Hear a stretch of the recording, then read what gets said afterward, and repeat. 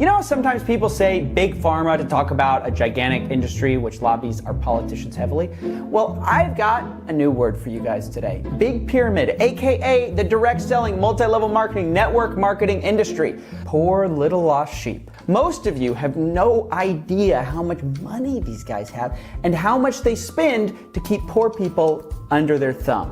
Which is why I, Senior 100K, am here to illuminate the seedy underbelly of Big Pyramid and explain how they bought our politicians on both sides of the aisle. And let me say right up front, I know, I'm aware politics is right now, how do I say it, a touchy subject. And in fact, there's probably not a better way to divide my audience than if I said that a dress is gold and white or the sound is laurel. Boo! But rather than focusing on disagreements, let me remind you guys of something we can all agree on. People who relentlessly seek power suck. I don't care if you're left and right. Can't we all agree on that basic truth? I know, your local politician probably cares, sure. But by the time you get to the tippity top, you're dealing with people who have kicked and clawed their way to power by any means necessary. So leave your partisan politics at the door. We're dealing strictly with power today, which both sides love. Oh, and they love money too. I think we can all agree on that. Even socialists need third houses. So with that little intro, let me ask you a basic question. Why isn't multi-level marketing illegal? We know pyramid schemes have long been illegal in the United States, so why isn't multi-level marketing as well? In the modern vernacular, the words pyramid scheme and multi-level marketing are almost interchangeable for most people. We have clips for days of senior level MLMers admitting that the opportunity is a gigantic bait and switch that enriches the people at the top. We sell people on a dream business that they can make it, yet deep down inside, what do we really know?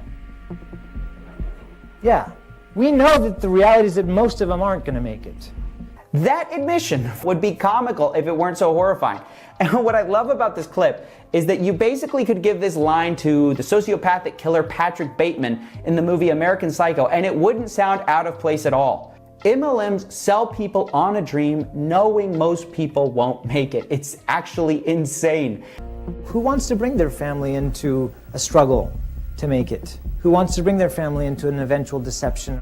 This guy is like a little Bateman in the making, and I think he's actually the perfect symbolic representation of Big Pyramid, our little Bateman here, because he's following their playbook to a T. It's a two-faced industry. They say one thing to you, the buyer, the guy at the bottom of the pyramid, and the total opposite to the people at the top.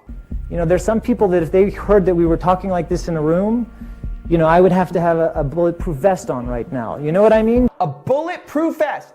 There's only one reason you need a bulletproof vest. It's if you've ruined someone's life and they literally want to kill you. So how is it that even with plenty of evidence, video evidence, Big Pyramid has stayed legal even while their little brother, the pyramid scheme, has become illegal? Well, it's because Little Bateman and the 3D Triangle have bought our politicians on both sides of the aisle.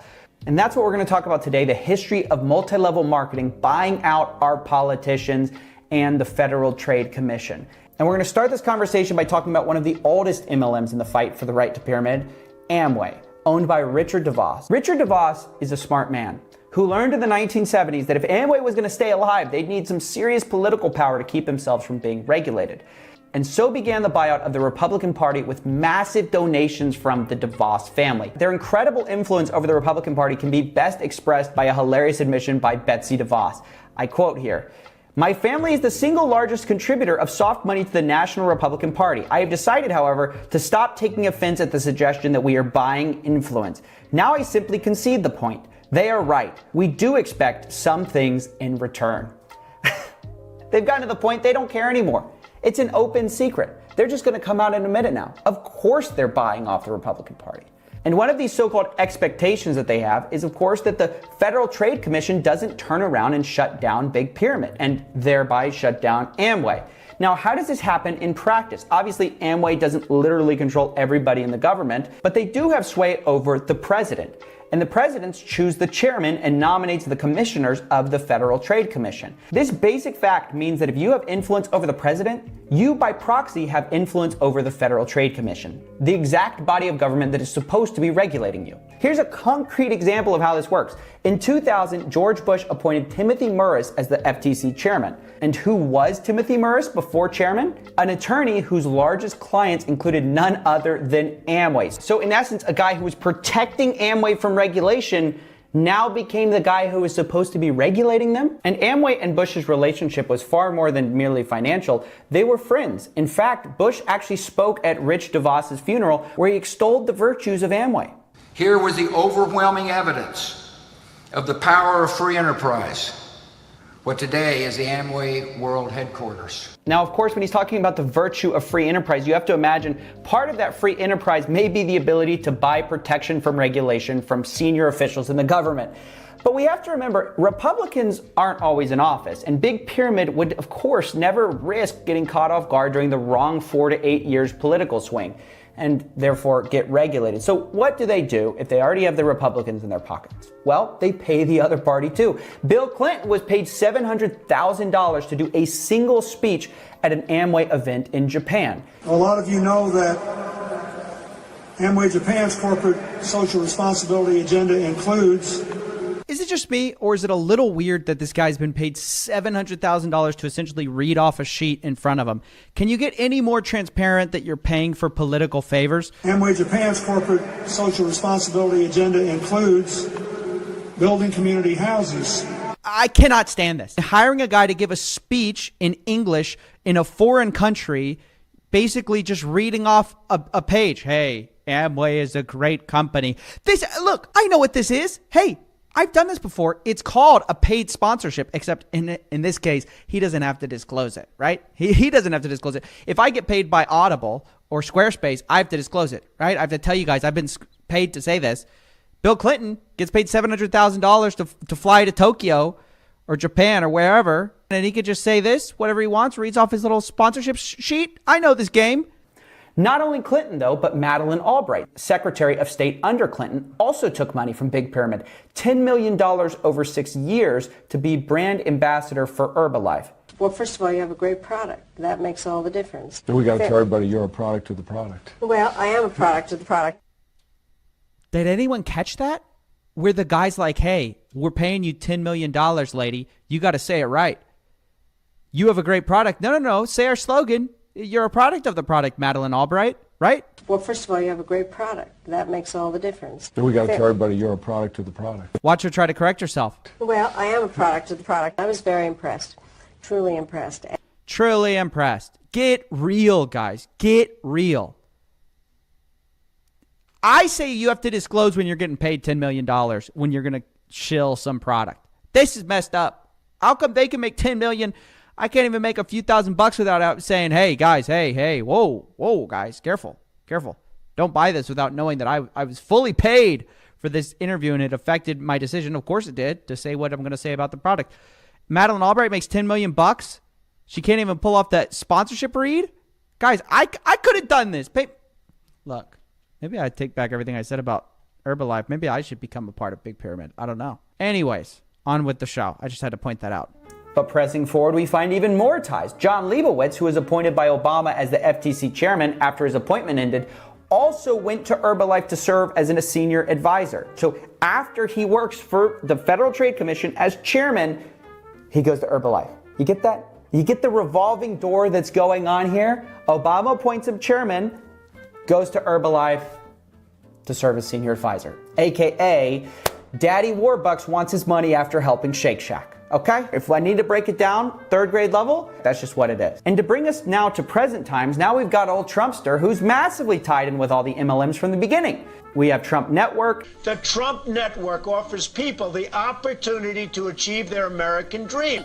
I'm still looking for dreams. I'm doing damn well in life, but I'm still looking for the dream. And also ACN, a separate MLM that he endorsed where he reportedly got paid millions just to endorse them and speak, leading to yet another presidency where Big Pyramid gets away with everything and nothing is done. And obviously the Amway influence hasn't waned at all either, with Betsy DeVos becoming a political player now as the Secretary of Education. Let me just say right off the bat, She didn't get picked because of her SAT scores. And what's my point with all of this? Obviously, both parties are complicit. Big pyramid money runs through the very heart of our political institutions, and it's going to keep going like this until enough people have the balls to stand up and say enough is enough. And I say people plural because it takes more than one rich dude with an axe to grind to do it. We already all saw Bill Ackman try and fail. And anytime a billionaire fails at anything, you know that there are some serious players at the other end of the table. What is encouraging, though, is that word is out. Big Pyramid is no longer fighting the battle for public opinion. They've already lost that. Huge subreddits like anti-MLM and massive videos like the piece that John Oliver put out have really exposed this industry for what it is: predatory. What is left to do, however, is call out this incestuous relationship between MLM and the Federal Trade Commission, brought to you by Big Dono Money, baby. We gotta make it stop. That's all I basically wanted to say. All that's left to do now is say that you should go read Robert Fitzpatrick's report on MLMs, which I've kind of summarized here. Robert Fitzpatrick is a leading expert on MLMs and a renowned critic I interviewed during my first investigation into MLMs on Coffee Break. If you want to find out more on the subject, just read his stuff. It's great. I'll link his relevant report on this below. That's all for now. I'll see you in the next one. And as always, don't forget to smash like. Ladies and gentlemen, I set out to find the biggest scammers this year, the year of the COVID, the year of the scammer, and I think I succeeded. I have 5 for you, and we're rating them from 1 to 10 on a scumbag scale. Guys, we have people who bought strippers with loan money. We have people who lied about the cause of coronavirus, who promised immunity. Silver solution would be effective. Well, let's say it hasn't been tested on this strain of the coronavirus, but it's been tested on other strains of the coronavirus and has been able to eliminate it within 12 hours.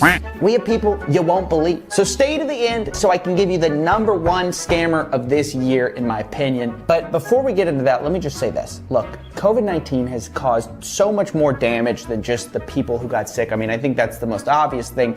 But because of how many people who don't have jobs, it's never been a better time to be in the scam game. Why? Because scams do well when people are desperate, when people need something, when they have some incurable problem they need fixed. The snake oil salesman can come in, make a quick buck. It's music to the snake oil salesman's ears when they hear, "Oh gosh, I would do anything if." And so I think it's extra important now more than ever that we expose these people for who and what they are.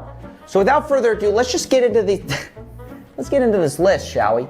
Look, at number 5 on the list have been these so-called small businesses getting loans with the PPP, and they're not actually small businesses, right? They do over $1 billion in revenue.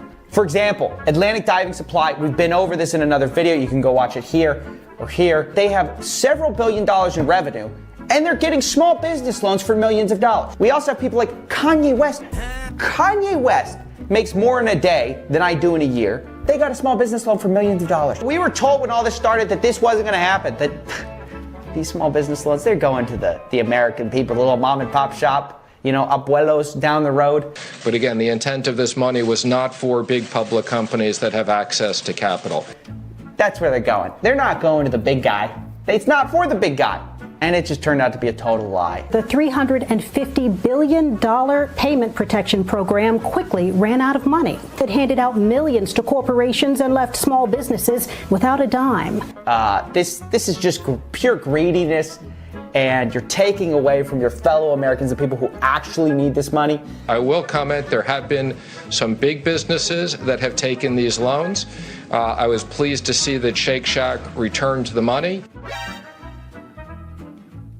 Don't worry, guys. Don't worry about corruption in our government. Shake Shack returned the money, guys. Hey, there's no problem here. Shake Shack returned the money. But I'm only going to give it a 5.5 out of 10 for scumbaggery, and I'll explain why.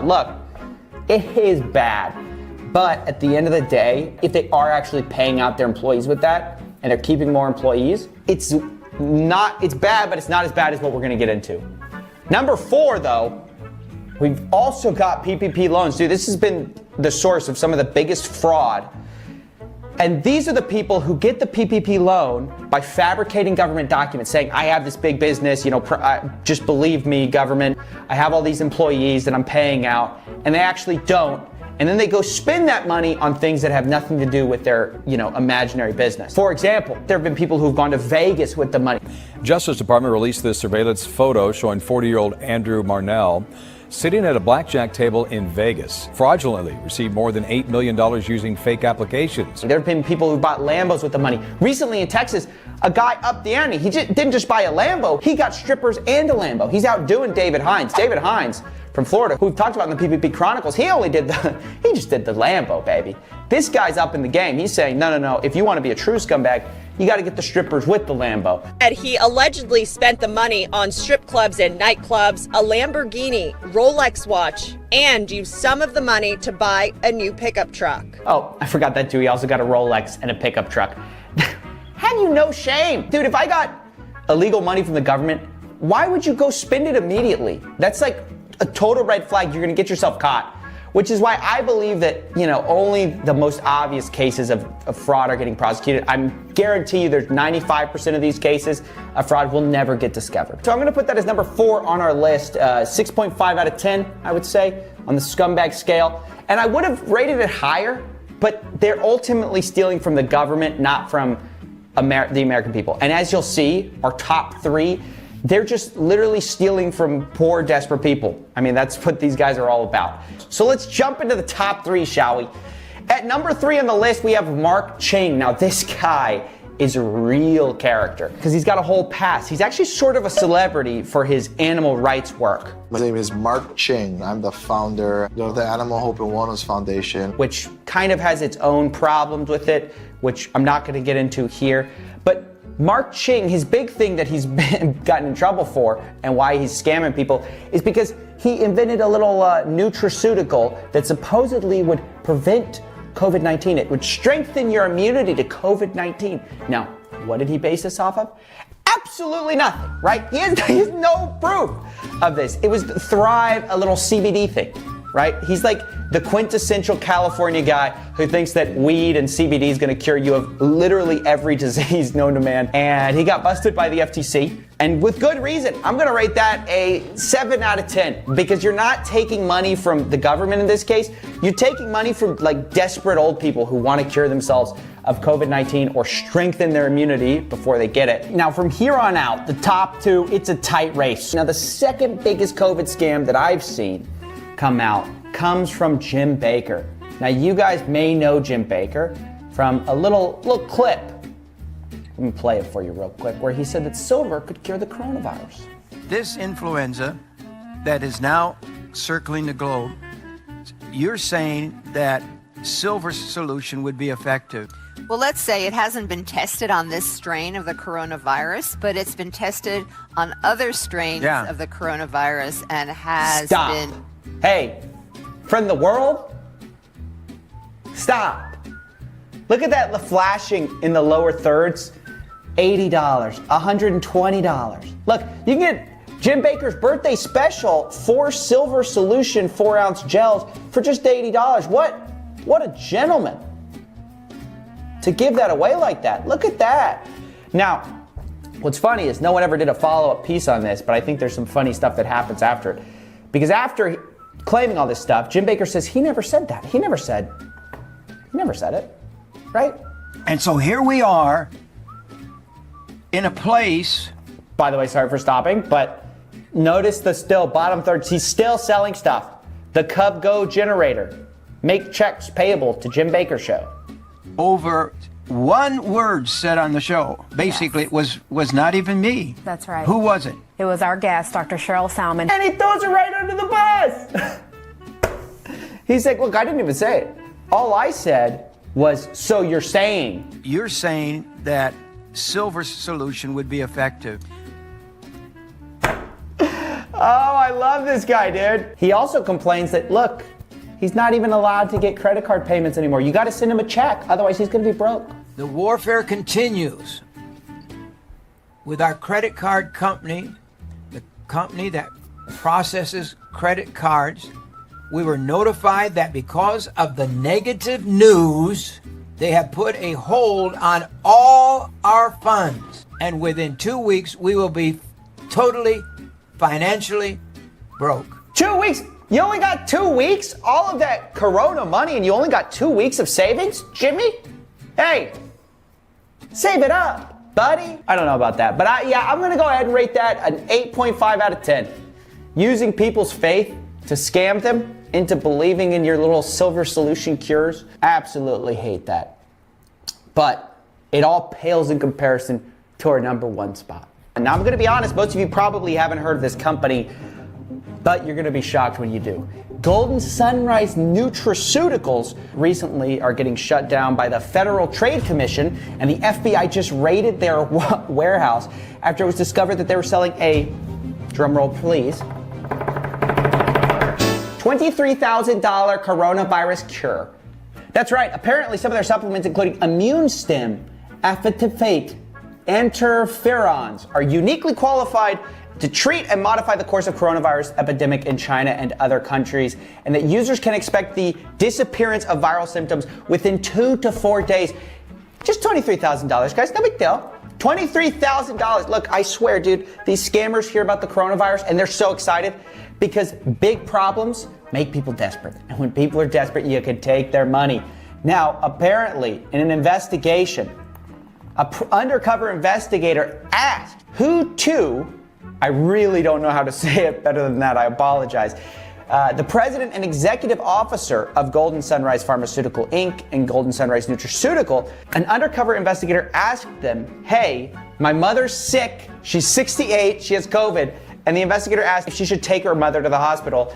This person apparently said, no, you cannot go in there. Instead, why don't you just buy our products?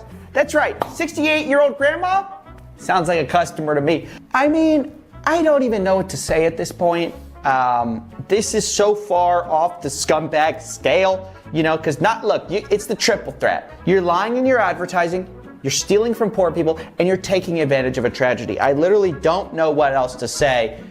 And I guess what caps it all off is this video that apparently one of their, people released where they're trying to calm down their Facebook group about, what's going on. They're saying, hey, it's no big deal. This came in the newspaper today. This is the newspaper today. By the way, that's just an article about how their office was raided.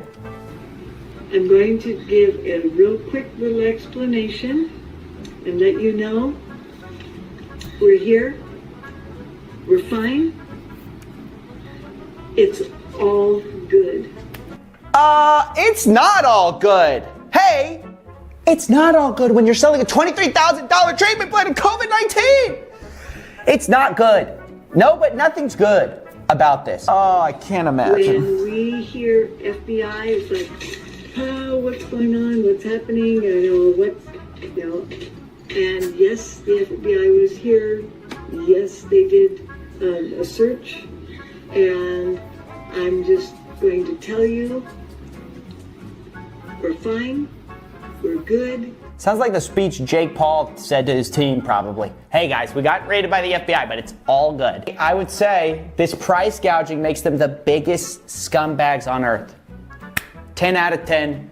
Congratulations, Golden Sun Nutraceuticals. You win, but don't worry, everything will be okay. Let me know what you guys thought. I mean, I don't know. Is everyone seeing what I'm seeing? Do you think I missed anybody? I couldn't include everyone in here. There's a lot of scams that happened this year, but let me know if you thought I should have included anyone. And yeah, that's basically it. Thanks for watching. And don't forget to smash like.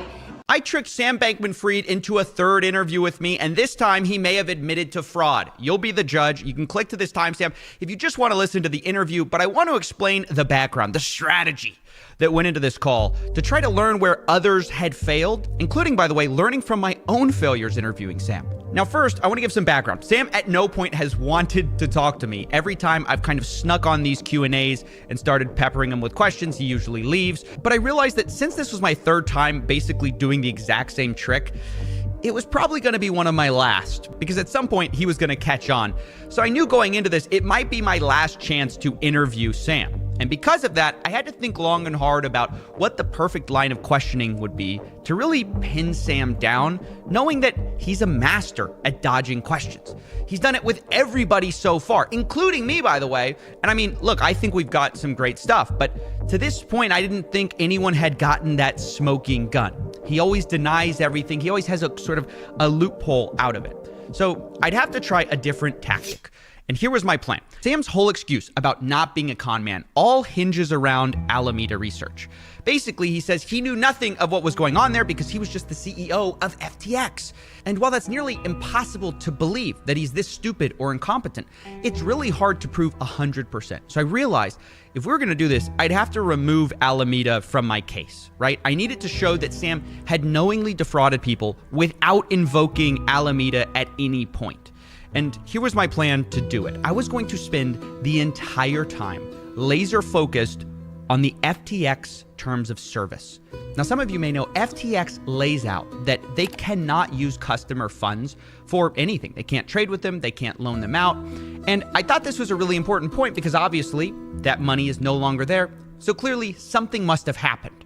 But I'm far from the first person to notice this. Many people, including myself, have already tried to ask him about this and pin him down. But for various reasons, well, it didn't work. And I needed to learn why so we could avoid it. So I want to go through a few major interviews with Sam and show why this line of questioning has always fallen apart, starting with the New York Times. The terms of service for FTX, and I just want to read you this. It says, none of the digital assets in your account are the property of or shall or may be loaned to FTX Trading. FTX Trading does not represent or treat digital assets in users' accounts as belonging to FTX Trading. So how is it possible that Alameda had this loan of such a large size? So there's that piece from the terms of service, but there were a number of other parts of the terms of service and a number of other parts of the platform on top of that. There is the borrow lending facility, where users were lending billions of dollars of assets to each other, collateralized by assets on the exchange. You had obviously futures contracts where there are leveraged positions on.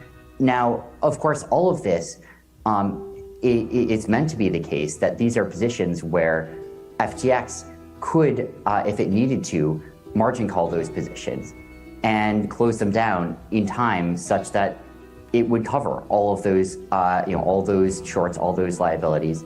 Obviously, that wasn't the case here, and that's a massive failure of oversight, of risk management, and of diffusion of responsibility from myself running FTX. But just make this very straight. Was there commingling of funds? That's what it appears like. It appears like there's been a genuine commingling of the funds that are of FTX customers that were not supposed to be commingled with your separate firm. I didn't knowingly commingle funds. Okay, Sorkin tried and failed here to pin him down on the terms of service. Why? Well, because Sam escapes in this talk about a different part of the terms of service, which related to margin trading, where you take out some kind of a loan. And in a way, it was a complete deflection. Like, it doesn't matter that there's a separate margin trading terms of service because the people who weren't margin trading still should have had their funds kept safe. But it sort of threw Sorkin off track. And so now we're going to move to the Stephanopoulos interview, which was a bit better because Sam's going to try the margin trading story. But watch Stephanopoulos. He does a better job at honing in on the question. But as you know, the FTX terms of service tell the people who signed up, none of the digital assets in your account are the property of or shall be or may be loaned to FTX Trading. But you're saying that happened. My understanding is a few things happened. The first is there is a margin trading facility on FTX by which users can lend out funds, by which other users borrow funds. And so there are explicit cases where there is, margin extended, where there is borrow lending. If Alameda is borrowing the money that belongs to FTX depositors, that's a bright red line, isn't it? There are a lot of cases where that's actually explicitly part of the programs and that are happening. But not here. Here it says that the digital assets may not be loaned to FTX Trading. They can't be loaned out.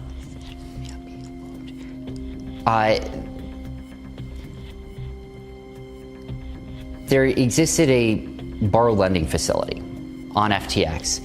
And I think that's probably covered, I don't remember exactly where, but somewhere else in the terms of service. But they'd have to approve of that. They're saying they didn't approve of it here. They're saying you approved of it. Now, this is great stuff from Stephanopoulos. He refocused the question, but Sam's about to weasel out with a new trick. Go ahead and watch. If you rewind to the beginning of FTX, where some customers were, I think in line with sort of existing relationships that they've had, at least in some cases, wiring money straight to Alameda Research in order to trade on FTX. So you do know, and you did know, that FTX deposits were being funneled to Alameda? So I was vaguely aware that that was how some wires were being sent in the first place. Didn't that set off alarm bells in your head? So there are a lot of people who are involved in that process. And look, I really deeply wish that I had taken like a lot more responsibility for understanding what the details were of what was going on there. This is how he slips out again. He tried the margin trading explanation. It didn't work. So he pivots to, okay, well, there's this weird backstory where FTX used to take wires from Alameda. And maybe that's where we lost the money, right? It's another smokescreen. But unfortunately, it kind of hamstrung the conversation. And if I was going to succeed, I'd have to beat that explanation. And in the first couple interviews I did with Sam, I tried to go with like this insider angle where insiders I had talked to had told me something very different, but it didn't work. Go ahead and watch. There's sort of all this talk about the terms of service. Did you break terms of service? Did you not? You're basically claiming that there was this separate side of your terms of service. But I talked to somebody from Alameda and asked how big the position of or how many people had assets in the type of accounts that terms of service would apply to versus the regular terms of service, which said you couldn't use their money. And they said it was about $1 billion that was in the margin trading or the margin side of things where you could reuse their funds or whatever. And there was the rest of it was not there. So it seems like you're putting all your eggs behind this one excuse about, there was this separate side of the terms of service. How do you address everyone else? So I don't have all the data in front of me. My memory is that it was substantially more than $1 billion. I can't verify that. On top of that, there were other effects as well. Some of those were early wire transfers sent directly to Alameda. Yeah, I kind of got stuck where Stephanopoulos roughly got stuck. I should have known that he was just going to refuse the evidence of insiders and just say, well, I disagree, and go back to his Alameda wire explanation. And I tried following it up a bit, but it didn't really matter. I had kind of missed my shot on that particular angle. And as I reflected on this, I realized all of the talk about margin trading, future trading, wire transfers to Alameda, all of it is a smokescreen from the big problem.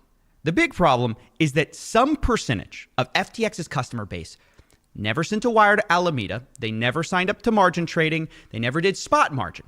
All they did was put their assets on the platform, and they were told that their assets would not be borrowed, it would not be loaned out, and that money would always be there. And it wasn't there. Why wasn't it there? There's no other way to explain that. If the money's not there, then fraud. And I had to laser in on that one point, not get distracted by these shiny objects that Sam's throwing up about this or that, or what about this, what about that? No, there's only one question that matters, and it's impossible for him to answer, I thought. So that was my strategy going into it. That was the backstory and how I learned from previous interviews. So without further ado, here's my third and probably final call with Sam Bankman-Fried. If you're trying to do things with good intentions. I'm about to go up. Okay, Coffee, you're up. Hey, Sam, it's me again. I just wanted to ask real quick about the terms of service question, which Recht brought up a little bit. I want to expound on it. Can you just tell us, yes or no, were you treating client assets just on the regular digital asset side different from the margin trading side? I do think we were treating them differently. There were a bunch of different sides. There were more than two sides there, but I do think that we were cognizant of the fact that there were differences between uses for margin versus staking versus spot versus futures collateral versus other things. Yeah, just people. I'm just talking about people just putting Bitcoin on the exchange. Yeah. Obviously, there was really clear terms of service around that. If it's true that you didn't invest client assets, not even in treasuries, as you said via a now deleted tweet, why do those client assets no longer exist? So I'm trying to trace through some of this. Here's my best guess, and I wish I could give you a more confident answer, but I don't have the data. But my best guess is basically it's a combination of the following. One piece is the transfer sent directly to Alameda Research from customers. One piece, and that I think is a fairly substantial piece. One piece is. Wait, can you explain what that piece means? So people were sending money to Alameda instead of, they were getting credited on FTX, and Alameda just ended up using those funds, and they were never held separately per the terms of service. Well, there was a separate legal agreement with that. I don't know the details of it. I don't have it in front of me, but there's a separate legal agreement with respect to transfers that were sent directly to Alameda Research by users, especially before FTX had its own bank accounts. And so I do think that is part of what happened there, likely. Let's focus on only client assets that happened after FTX got a bank. Y'all said digital assets are treated a very specific way. Why were those digital assets not treated that way? So of the remaining piece, and there's a few other pieces as well around features and other things. I understand that's not what you're talking about. For the ones that you are talking about, right? For the ones that were left, and I'm just taking a stab at this because I don't have the data, but my best guess is the following: is that there were a lot of those assets remaining. We processed something like $5 or $6 billion, I think, of withdrawals over the few days prior to, or I guess the few days during the crash, and there are still a few $1 billion of those remaining, I think, in the estate.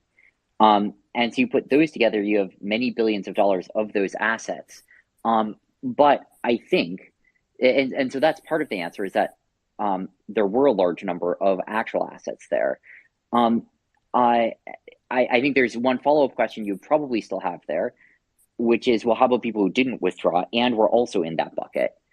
And part of the answer is, well, there still do exist some number of billions of dollars of assets, of hard assets in the estate. No, is there one-to-one assets? Because that's the whole thing. We're talking about a separation of funds. So those funds should be in a different place, in a different wallet than everybody else. What you talked about, servicing billions of dollars of withdrawals, has nothing to do with those specific digital assets, because that's just first come, first serve, whoever pulled out first. We're talking about people who never agreed to have their funds loaned out, who never agreed to have their funds put on margin. They should have, according to your terms of service, one-to-one backing. It should all still be in some bucket somewhere. And are you confident today, as the CEO of FTX, this has nothing to do with Alameda, are you confident today to say that those are absolutely real and they exist and they're present, people are backed one-to-one on client digital assets? So I think, and again, I'm just taking a stab here, but I think what happened is that if you look at especially a lot of the withdrawals that happened, those withdrawals were not necessarily only coming from people who never used margin trading or futures or staking or anything else. Those weren't just withdrawals from people who were keeping one-to-one backed, or were sort of just keeping them as pure spot balances. And it was omnibus wallets between the various categories. And so I think that the answer to your question is that a number of those assets were withdrawn by people who had balances on the exchange, potentially in the few days prior to the collapse. And if you wanted to think about it this way, it could be that that happened, and then when the collapse sort of completed, that effectively meant that there was, if you wanted to put it this way, like fungibility created during those withdrawals between assets for people who had and had not been using. But that means that there is no separation of funds. If there's fungibility between two different buckets there are no buckets. It's just one bucket. Everyone's taking out of the bucket, which means substantially anyone who had your terms of service with digital assets wasn't actually subject to that terms of service. They were subject to the same terms of service of your margin trading, right? Which is your more risky product. So you subjected everyone to the higher risk product because fundamentally, when it came down to it, you're saying there's fungibility. It's $1 here, $1 there. Everyone can take out $1 as fast as they want. Don't you see that as like defrauding your customers, the people who trusted you to just say, hey, this is not going to go anywhere except for we're not investing your assets? If I can exchange one-to-one and I'm the one who put risky stuff on with risky assets with risky terms of service, I can take the money that someone who didn't sign up to those same risky terms didn't agree to. Isn't that fraud? So I'm specifically talking about what happened in the days immediately during and following the crash, in that 3 or so day period. And during that period, I think we may have allowed just generalized withdrawals. I think that was if you're saying that we should have held up withdrawals for everyone who had an open futures position, for clawback potential or something like that, I don't know, maybe that would have been the right thing to do. I hear where you're coming from on that. I felt, at the time, that, we wanted to treat customers equally. It was an incredible. But they had agreed to different things, so you can't treat them equally. I mean, it's like, this is the whole problem of the story of FTX and Alameda, is all the funds were being commingled. Isn't this just another story of commingling funds, except this is now FTX, which you can't pass the blame to Alameda anymore. This is your company, your funds, that you are treating all the clients the same when they clearly signed up to different terms of service. So I just want to respond to that. And please, I completely respect your question, but you have monopolized all of these discussions, Coffeezilla. You need to let others speak, and you need to respond to what I'm saying and not grandstand as much here. I completely understand where you're coming from. But to answer your question, I didn't make a decision there. We processed withdrawals as we normally do until it became clear we couldn't anymore, at which point we shut them off. And it was the case that, at that point, there was a big liquidity hole. That's what happened. If you want to judge that process and think that, we should have been spending those days frantically trying to code up a new withdrawal process, I disagree with you, but I understand where you're coming from. Yeah, sure. I think that's fine. I mean, it's not about coding up a new withdrawal process. It's about treating your client assets the way you told them they'd be treated, right? It's a very different thing completely. But anyways, I'll stop grandstanding for Sam. Thanks, guys.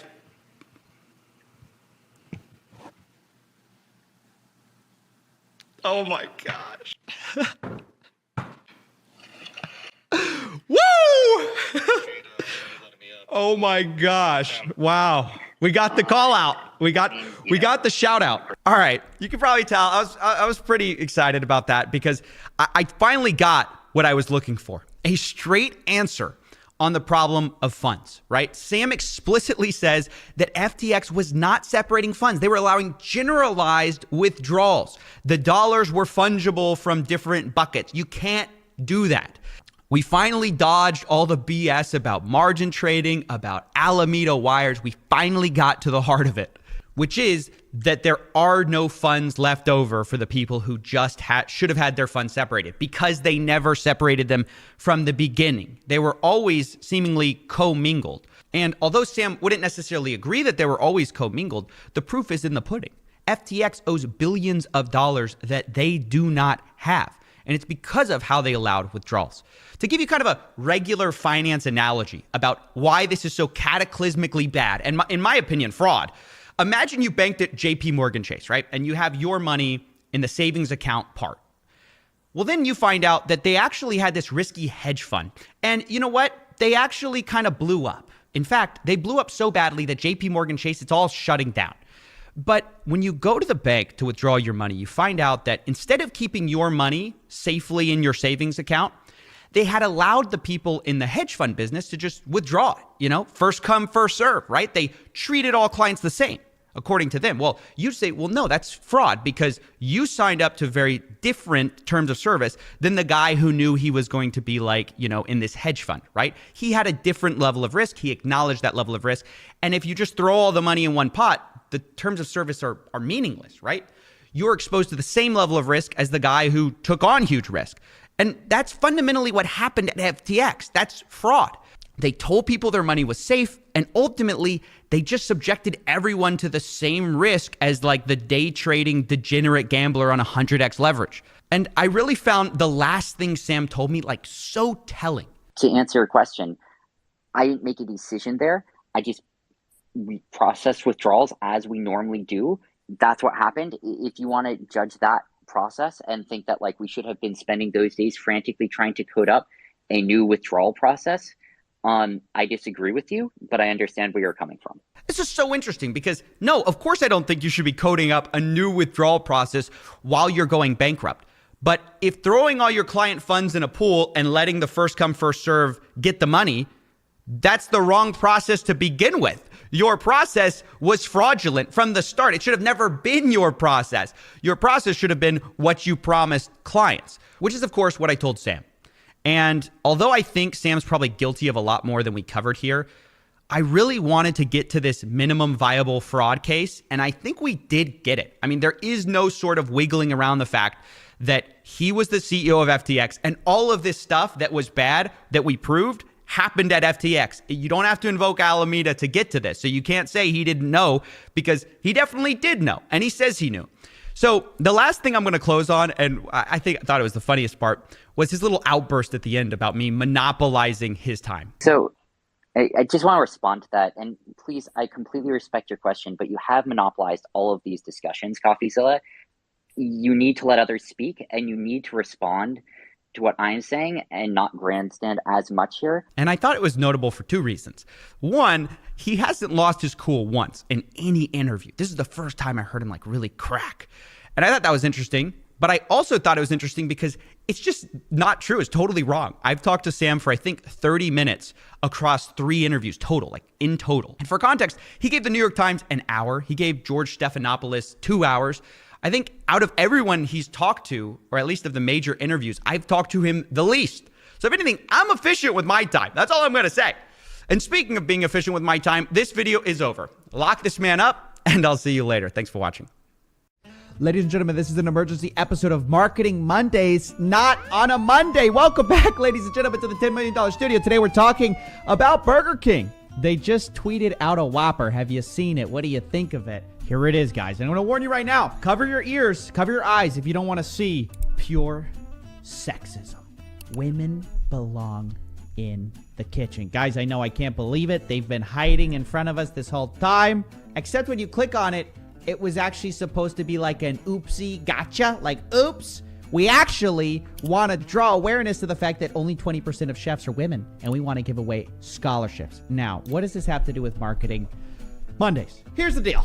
If you're going to craft an offensive tweet, right, your strategy better be, hey, people might see it and react to it.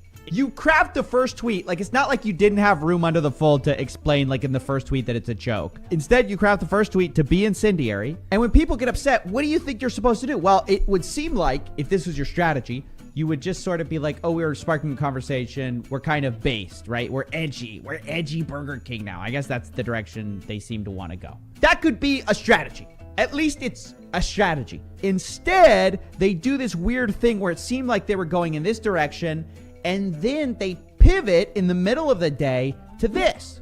We hear you. We got our initial tweet wrong, and we're sorry. Oh yes, the apology's coming out.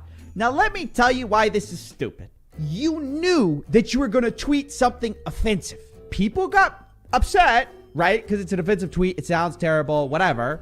It's also kind of fun. Like I first saw it. I was shocked. I clicked on it because I was like, no way. That's got to be a hack. And then I kind of laughed because I saw what they were doing. And I was like, well, that's kind of cheesy. That's kind of dumb. Whatever. I saw people were getting upset. I knew, because if you tweet that, people will get upset. That's what happens. And that's obviously their strategy was like, we're going to create some controversy. We're going to be spicy Burger King today. We're going to put some spice on the menu. We're going to be Flavor Town, baby. Are we in Flavor Town right now? I'm at Customs. Spicy meat. Yeah, boy. Okay, you got some flavor. You got your flavor. Now stick to your guns. Even if your guns are, well, we were just kind of like, you know, being a little bit edgy, whatever.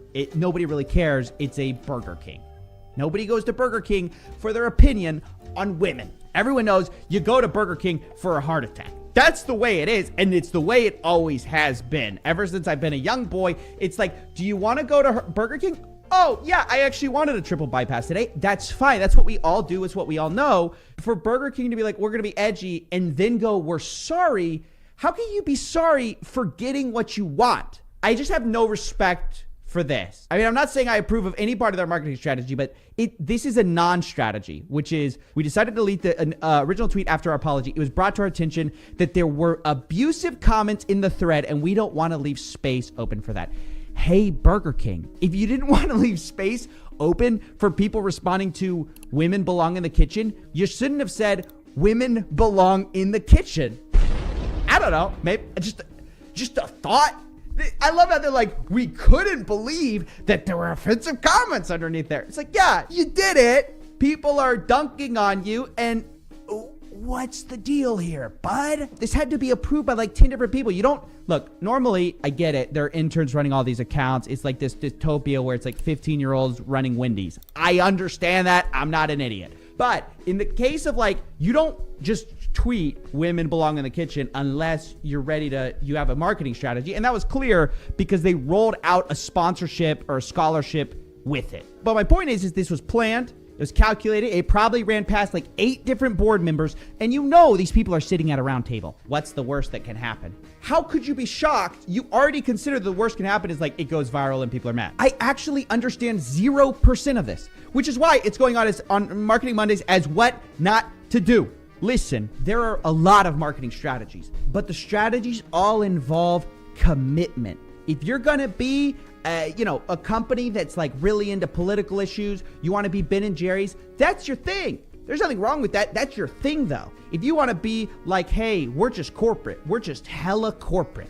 Everything is like minimalistic design. We just don't have a soul. That's fine. Don't pretend you're anything you're not. You commit to whatever your marketing strategy is, you commit. And for sure what you do, even if you're going to pivot, you don't let everyone know that because then you just look weak. Your brand looks out of control. Commit to the strategy. And I know it's like hard. You're taking heat on social media. I get it. Everyone thinks you're a clown. That could be the start of your rebrand, right? You want to be Edgy Burger now, Edgy Burgers, whatever. I just don't see how they could have not thought this through because I know how these companies work. They hire whole PR firms, whole marketing teams. By the way, like 50 people's heads are going to roll for this. But they hire whole marketing teams to approve this stuff. And they go, look, we've done the studies. Everyone thought this, whatever, we're fine. And then to back down within a day. When they probably planned this thing out, by the way, for like 3 months. They were like, dude, we're going to get them on International Women's Day. They're not going to know what hit them. Well, I'll tell you who didn't know what hit them. It was Burger King. You really just like kind of like lose both people who support you when you back down this quickly. And by the way, like I want to be clear on this because I'm not saying nobody can get things wrong and realize they're wrong. But what I am saying, so I want to be clear about this. They got the reaction they were planning to get. That's so important. It wasn't like they released the tweet and then someone goes, oh my God, we worded the tweet wrong. I can't believe it was interpreted this way. They had the exact interpretation. This is so stupid. They got the exact interpretation and reaction they wanted and drafted the tweet to get. And then we're like, wow, this is way too much. We've got to apologize and backtrack. That's what I'm trying to say. They knew how it would be interpreted. But I knew Burger King was out to lunch because I was like, dude, we've got to do some investigation. This is the internet detective here. And I realized I saw their tweet. I kept reading and I got a read of the room. And I realized, oh, these guys really don't know what's going on. And they're saying, now more than ever, we believe that fresh, good quality food is vital to the quality of our lives. I was one sentence in and I said, oh, you're delusional. You're not a Michelin star restaurant. You're a Burger King. And they're like, good for the planet, good for people, good for guests, good for communities, animal welfare. Burger King, that's cool. You're none of those things. You're the guys who invented the chicken fries. Nothing about this is good for humans, animals, the community. You probably had to dig up an oil well in the Marianas Trench to find oil thick enough to coat these fries. I mean, my point is, is that this is such a great example of what not to do. And I know they're getting attention for this either way. And you could say like, well, even the apology is part of the PR. It's not. They look really weak here. If you're going to be spicy, you got to be prepared for people to say, hey, that's a little too hot. We don't like that. Otherwise, stay in the mild section. Stay in the mayo. That's what I do. Listen. And that, ladies and gentlemen, is the story of the $650 million cattle and marijuana Ponzi scheme. Thank you so much for watching, and I'll see you in the next one. All right. Let me ask you a question. When was the last time you truly felt alive? Grow your business. Start thinking bigger. Scale. In both length and girth. This is the problem with small. And I know that to be true for me. Like, you don't even know what too big is. Imagine this is what you know. This, what's around you, this is what you don't know. This is what you know. This is what you don't know. Think about your surroundings. Everything that's around you, much further, much bigger.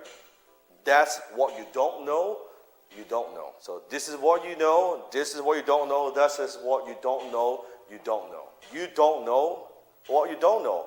And you don't even know what you didn't know that you don't know. That's what I'm talking about.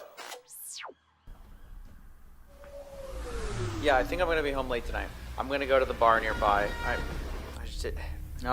I just need to get out of the house.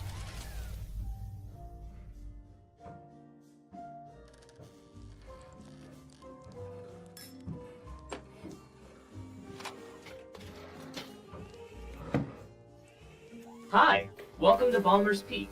Hey, Dr. Maxwell, is that you? Steven, I didn't recognize you. What are you doing here? Last time I saw you was in college. You nearly flunked me.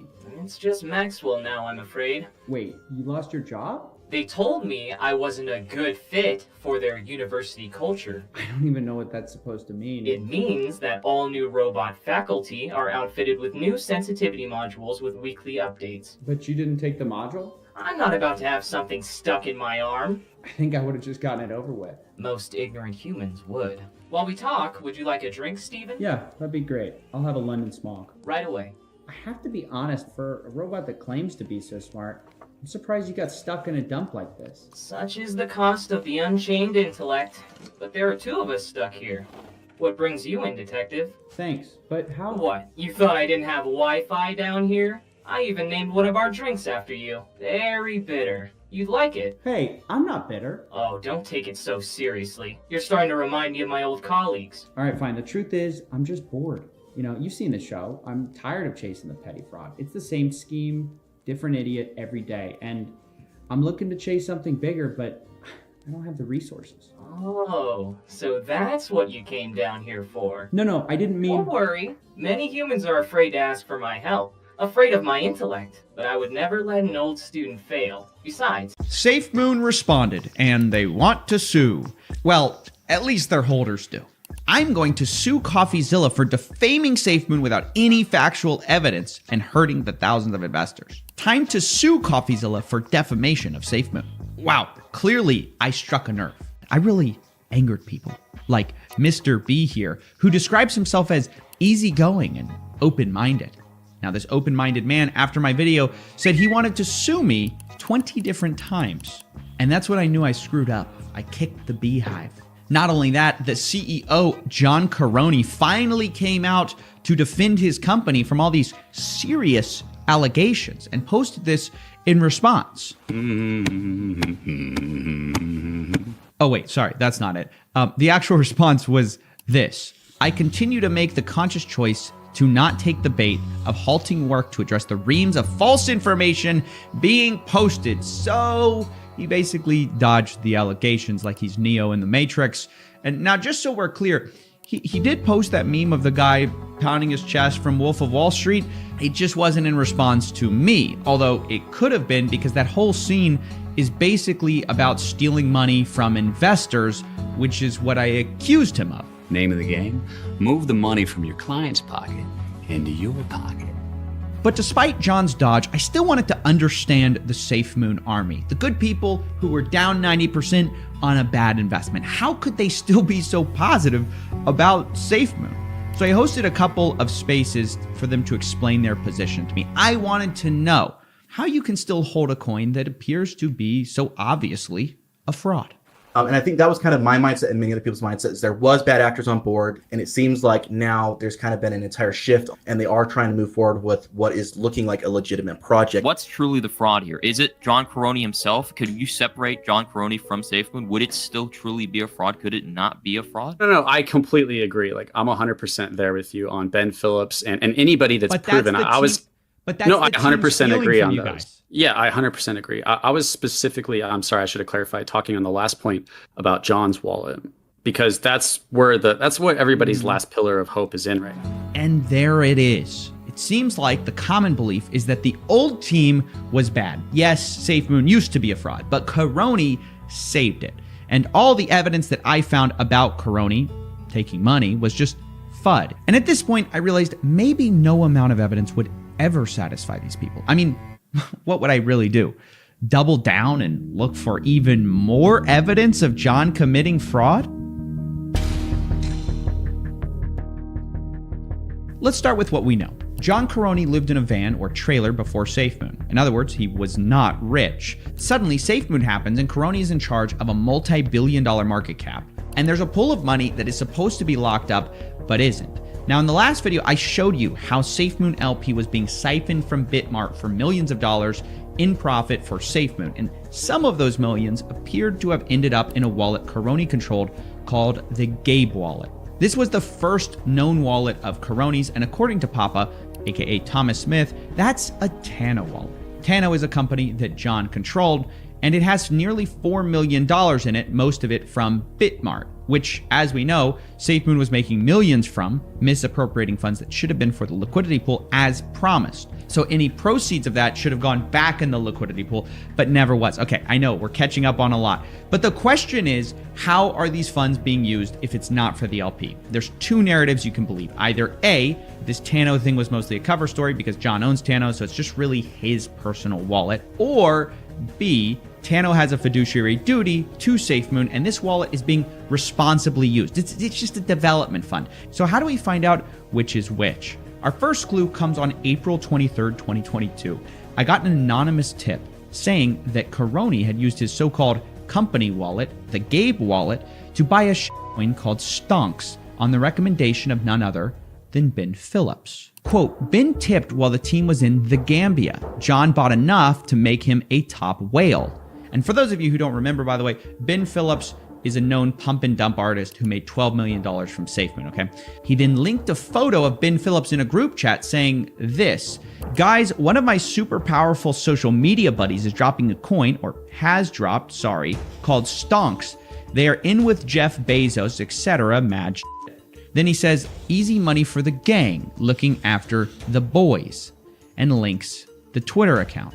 Now, if we cross-reference this with Caroni's Gabe wallet, it shows that he took Ben's advice and bought in multiple times that same day for up to $150,000 worth of Stonks tokens. That immediately made him the fourth largest holder of Stonks token, trailed only by Ben Phillips. Now, this blockchain evidence confirms our anonymous tip, and it suggests that the Gabe wallet is not merely a company wallet, because what company recklessly gambles $150K on a meme coin on the recommendation of a pump and dumper like Ben Phillips? Now, just for the record, after Ben Phillips and Caroni bought in, Ben would notify his followers of this tip 2 days late. He says, okay, I'm taking an absolute gamble on this new coin called Stonks token. Let's go. It's got meme coin energy with a plan. This disaster not only showed that Caroni was listening to Ben Phillips for tips, but also that he seems to be willing to spend money from this so-called company wallet on random meme coins. He also bought a bunch of other coins like Beefy.finance he spent $150,000 on. And he also bought $12,000 worth of Phantom. And this leads us to the conclusion that A, the $4 million in that wallet is John's personal money, or B, he's commingling personal and company funds, which would be even more alarming. But we actually have more than this. Our second piece of evidence that Caroni is misappropriating funds comes from NFTs, because I've long suspected several wallets being Caroni's besides the Gabe wallet, but I struggled to prove it 100%, so I just never mentioned them. Until one day, I'm scrolling through Twitter and I see this post. This guy says, Fonz, any thoughts on what, who, the devil wallet? By that, they're pointing to a wallet that starts OX666. There's $4 million USDC sitting in it and a couple of NFTs. The reply comes from Fonzie, aka Real FUD, who says, no idea. The only thing I noticed was the Moondog NFTs in the wallet, which Jack Haynes and Ben Phillips were shilling a while back. Now, honestly, this took me off guard because this is a wallet I long suspected of being Coroni's, but I didn't know that Ben Phillips had shilled Moondogs before. I didn't even know Coroni had any Moondogs. But from this last case, we know Coroni would listen to Ben Phillips, so it made me look back through Ben Phillips' archives. Is it true he was shilling Moondogs? Well, it turns out yes. On August 14th, 2021, Ben Phillips says this: it's safe to say I'm obsessed with Moondogs NFT, view my collection here. Now, Moondogs is not affiliated with SafeMoon, which makes this response under it strange. John Coroni, 20 minutes later, responding with his own NFT, saying, I named him Captain Hodl. Now, this is perfect because we can trace this NFT back to the buyer. And sure enough, on August 14th, we find that this Moondog, number 162, was bought by none other than the so-called Devil Wallet, OX666. And this means this is Coroni's wallet because it was purchased the same day he tweets publicly about owning it. And this is where it gets really interesting because this wallet, after buying $20,000 worth of NFTs, you know what it has in it? Another $4 million USDC. And where did it get all that money? Well, it started as $12 million of Tether coming in from places such as Bitmart, which gave them $8 million. And then another $4 million came in from OXD51, also known as the infamous Gabe wallet. This wallet then exchanges that USDT for USDC, but this is a double confirmation that this is Coroni. And the implications here are massive because not only is Coroni making millions and putting it into so-called company wallets, which are buying $150,000 worth of meme coins, he's also pumping millions from that account and from Bitmart into what only can be described as personal wallets. Because once again, what company wallet would buy $20,000 worth of NFTs such as Moondogs? But here's the deal. It doesn't even stop there because two of Coroni's quote Moondogs were transferred on February 15th to another one of Coroni's wallets, giving us more evidence. And how do we know that it's Coroni's wallet and not a new buyer of this coveted Moondog? Well, because it was a transfer, not a sell. And to add to the evidence, look who it's getting funded from. This wallet, OX35A, is getting $500,000 from the Gabe wallet, and it gets $100K from the so-called Devil wallet. As we speak, this wallet, which I'm going to call the Moondog wallet, has an estimated value of $1 million on Etherscan and another $500,000 on BSC Scan. We can actually calculate how much Coroni controls here with a service called 8board.finance, which calculates wallet holdings across multiple chains. And with the 3 wallets we know of, we so far have a net worth across Coroni's wallets of roughly $9 million. But that's not even all. Because as I said earlier, this so-called Devil wallet got 12 million USDT. There's only 4 million left. What happened to the rest? Well, a lot of it was eventually sent to a Kraken deposit wallet, which looks to be also controlled by, you guessed it, Coroni, because $18 million came from wallets such as Bitmart, our Devil wallet, and the Gabe wallet, and one other wallet which we don't even recognize. And the point here is not that we have all the answers by any means. Questions certainly remain.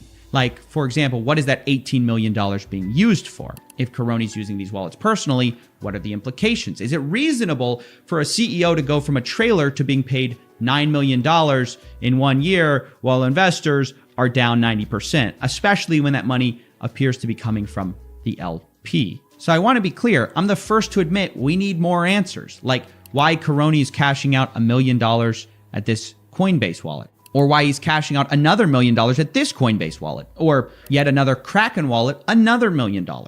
But even with the questions remaining, don't forget about the facts we do have, like these 3 accounts which hold over $9 million, all of them linked to Coroni, and many of the transactions appearing to be very personal in nature, buying meme coins, buying NFTs, bragging about those NFTs, listening to what Ben Phillips says of all people.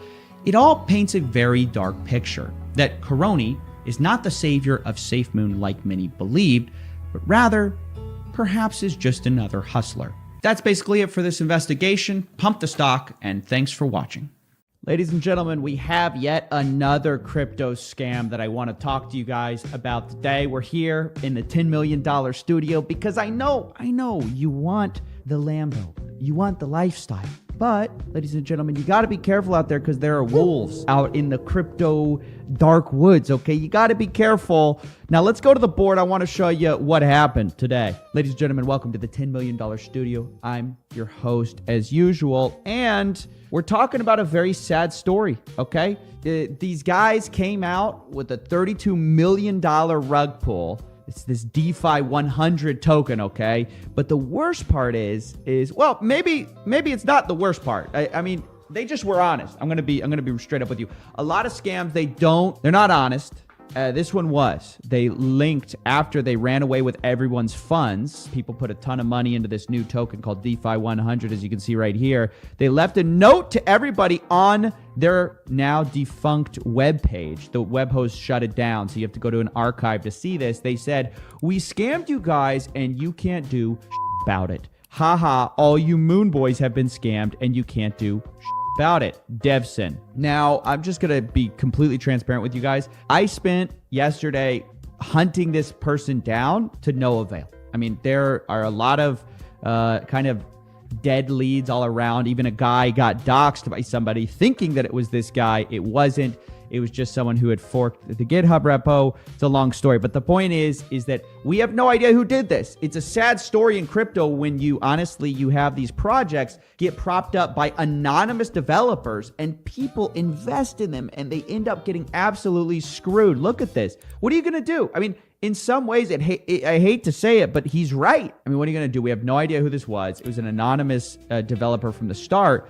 And yet people ran to this scheme. And the frustrating thing for me is I try to educate people about scams. Look, the red flags were there, right? You never invest in something where the developers aren't known. Even when the developers are known, by the way, you still can lose your money. So that doesn't even help you. But especially when the developers are unknown, that's a really big red flag that this project's probably gonna fail. Again, the project can still fail even if the developers are well known. But I just feel like there's so much hype in the crypto community. I mean, obviously right now we're in a huge dip, but there's so much, FOMO of you just want to jump in. What's the next big coin? What's the next big thing? And these unscrupulous marketers can get away with murder because honestly, they can just jump in, promise you the world, and people fall for it. Now, when we go to their CoinGecko, which is basically just tracking the coin, as you can see here in the chart, initially it was started really high, it almost immediately fell apart. Now, this is a lot of people don't know is that this project had been basically defunct for months and nobody had really been trading it, but the developer just hadn't told everyone that it was a scam yet. Now, the crazy thing is that you can even see there was a little bit of interest here. Now, at this point, it's a total scam. But nobody had been told yet, and so finally people were told, and eventually it's going to drop to zero because the developer ran away with everyone's money. But this is like a perfect chart of human greed. People jump in because they think they're at the next big thing. Nobody's developing it, right? So the interest dies, but even you just see this is just a bunch of FOMO, people throwing money at this project after it's already collapsed. I mean, it's unbelievable to me. It's like the project might as well have declared bankruptcy and people are still throwing money at it. It just makes no sense. And I feel like a lot of it's because so many investors are getting involved in crypto who haven't really gotten burned yet. And so they're running into these projects thinking that they're safe, or at least they're thinking that they have a really good chance of doing well. And obviously they get wrecked. This is yet another reason people say, I mean, I know it's a trope, but it's serious that like you never want to invest money you can't lose into these projects. Because it happens that people really do lose it. I mean, that's not just like a saying. I mean, especially in crypto, you can lose all your money, especially on these decentralized exchanges, right? People oftentimes will create tokens that they'll say, you need to trade in your ETH for my token. Now, what people don't realize is that their ETH is valuable. Usually the token they're exchanging it for is not. They'll promise you huge yields. They'll promise you huge returns that you got to be first in. But oftentimes what they're after is the Ethereum that you're going to trade for their token, and then they run away with it. It's really sad to watch people get away with this stuff over and over and over and over again. Listen, people know, people who aren't new to the crypto community know that this has been happening for some time. Actually, I believe this project was BCS, Binance Smart Chain, but very similar. They want BNB instead of Ethereum. But the point is, guys, we've been here before. I mean, an old crypto scam named Prodium.io, they disappeared and they left. Instead of saying we scammed you, they just left a single word on their website, penis. Yes, that's right, ladies and gentlemen. In all its glory, here's another exit scam. It just shocks me how much money these people end up making from this stuff. And it makes me really sad because, again, you can't find them. You're not going to get justice. A lot of the cryptocurrency community, there's no oversight. There's no regulation, right? The SEC is not going to get them. When Elon Musk tweets and manipulates the market, the SEC is not going to get them. So you really got to be careful. And I say that personally, I like to lose my money the old-fashioned way, which is in the cryptocurrency market, the normal market, Bitcoin, where I can lose 30% in 1 week. That's what I like to do. Don't lose 100%. Like, crypto's already volatile enough is what I try to tell people. It's like, if you want risk, crypto's the place for risk. You don't need to go into altcoins to have, you're really playing with fire. People get involved in leverage. People get involved in all these crazy things they don't really understand. They get in projects they don't understand. They join developer teams, or they join a coin with developers who they don't know, and they really get in deep water fast. Trust me, crypto is volatile enough, ladies and gentlemen. You don't need all these weird altcoins created yesterday to make it even more risky. That being said, you guys can do whatever you want. If you want to go to these sketchy exchanges and get these sketchy coins, you know what? There's risk, there's a reward, but be warned. Ladies and gentlemen, I just had the best podcast of my life. The line between insanity and genius is a very fine line. I'm not wearing pants. This was a souvenir from one of my. That's not what I think it is. It should be a meme face, and it says they didn't donate. And unfortunately, no one will be able to see it because of Brian Rose. Guys, the age-old question happened. What happens when someone who will die for free speech meets a fragile ego that can't handle any criticism? Nuclear hypocrisy. I don't know how else to say it. Guys, we just got copyright claimed by London Real TV. This is Mr. Free Speech, the guy who wants no censorship of any kind. I don't know if you remember this. Maybe you remember his little tagline. Jordan, I might not agree with everything you have to say. I don't agree with everything you say. I might not agree with everything you say, but I will defend to the death. I will defend to the death your right to say it. Yeah. Brian, I may not agree with everything you say, but I'll defend to the death your right to say it. Rose censored us on our show. And probably even more disgusting is the fact that he's made a bunch of influencers think that he's the king of free speech. Look at this guy. This guy right here has like 2 million subscribers, and he thinks that Brian Rose is the first one to ever come up with this idea of free speech here. In the words of Brian Rose, I may not agree with everything you have to say, but I will defend to the death your right to say it. Hey, that wasn't Brian Rose who came up with that. Pretty sure it's like Voltaire. But we're dealing with this guy, and he says, I'm the modern free speech warrior. You can trust me. You can donate to me. He's taken millions of dollars to build a digital freedom platform free of censorship, right? Except he's censoring other people. Now, you might be saying to yourself, Stephen, how do you know? Maybe it was just an honest mistake. It's all a big coincidence. Well, we actually have precedents for that. He's done this to other creators too who have been critical of him. This is Rebel Wisdom, who I did a video with. He also faced the wrath of Brian Rose, and he also got censored. We have issued a copyright claim, got many of our investigations taken down, and also a copyright strike against Rebel Wisdom. If you're just an average guy, you've never taken a stance on free speech, maybe it's understandable that you get offended, you just, in the heat of the moment, you take down someone's content. But to be the guy always claiming to be Mr. Free Speech, always claiming that you're so above censorship. In fact, you raised millions of dollars to be above censorship. For you to go and be that guy to then go and use the copyright system like this when it was clearly fair use. We were commenting on his little kung fu movie the entire time, transforming the content the entire time. For you to censor that is pure and total hypocrisy. One thing I've understood about freedom of speech is It really means freedom of speech for things you don't want to hear out of other people's minds.